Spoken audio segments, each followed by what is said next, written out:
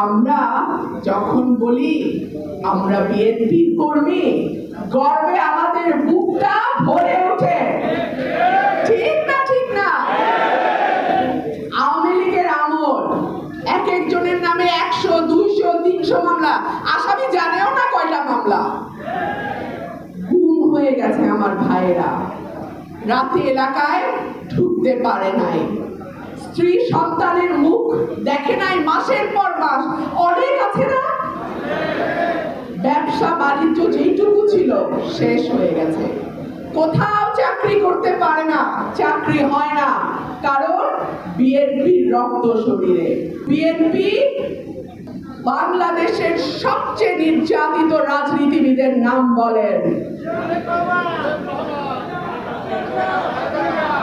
দেশনেত্রী বেগম খালেদা জিয়া এবং acting chairman জনাব তারেক রহমান। নির্বাচন নিয়ে টালবাহানা দেখেন না? কখনো বলে ডিসেম্বর, কখনো বলে ফেব্রুয়ারি, কখনো বলে জুন।